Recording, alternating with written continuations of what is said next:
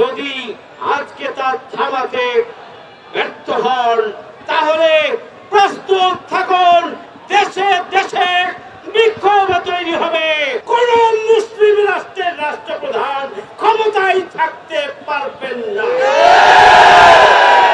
আজকে বাংলাদেশ রাষ্ট্রকে সিদ্ধান্ত নিতে হবে ইসরায়েলি সন্ত্রাসী বাহিনীর বিরুদ্ধে কঠোর হুঁশিয়ারি প্রদান করতে হবে। আজ আমরা বিশ্ব মানবদেরকে বলতে চাই, মুসলমানদের মনে হয় মানবাধিকার থাকতে নেই। যদি তাই হতো কেন আজ আপনারা চুপ রয়েছেন? দখলদার ইসরায়েলের ওই সন্ত্রাসীদের বলতে চাই, মুসলমানদেরকে হত্যা করে আমাদের ঈমানকে আপনারা স্তব্ধ করে দিতে পারবেন না। মুসলমানদের আমাদের আসল জীবনের সূচনাই হলো মৃত্যুর পরে। আমরা শাহাদাতকে ভয় করি না, শাহাদাতের এই রক্তের উপরে ইসলামের বিজয় হবে ইনশাআল্লাহ। মসজিদুল আকসার উপরে হামলা বন্ধ করুন, নইলে আপনারা সেই আপনার মতো ধ্বংস হয়ে যাবেন, পৃথিবী থেকে নিশ্চিহ্ন হয়ে যাবে। বিশ্ব মোড়ালদেরকে বলবো, যারা মানবতার বুলি আওড়াচ্ছেন, মানবতা আজকে কত বিখ্যাত, মানবতা আজকে জীবন্ত লাশ হচ্ছে। আর কত মানুষ মৃত্যু হলে মানবতা জাগবে?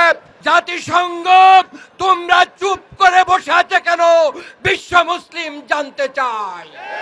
ওআইসি তোমরা কেন চুপ করে বসে আছো বিশ্ব মুসলিম জানতে চায়।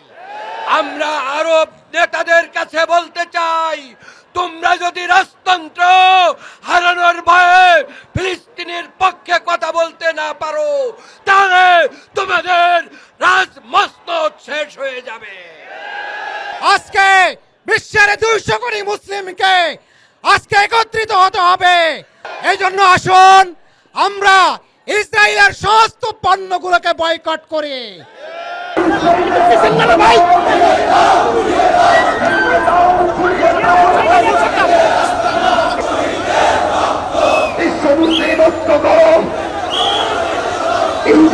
খতম করো, বিশ্ব মুসলিম ঐক্য করো।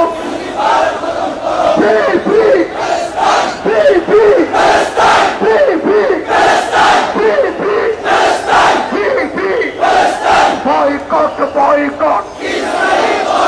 We are Muslim.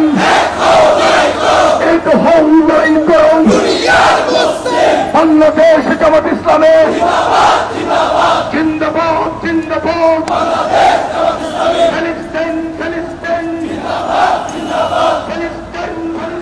जिंदाबाद जिंदाबाद, শহীদের রক্ত শিশু শহীদের রক্ত, গাজাবাসীর রক্ত, মুসলমানের রক্ত, আমার ভাই শহীদ কেন? জাতিসংঘ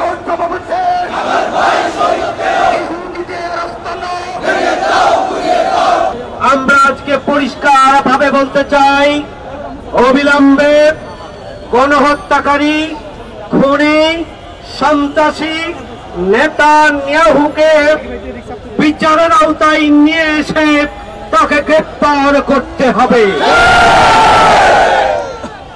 আমাদের পরিষ্কার কথা হচ্ছে, জাতিসংঘ ব্যর্থ হয়েছে ফিলিস্তিনি মজলুম জনগণকে নিরাপত্তা দেওয়ার ক্ষেত্রে।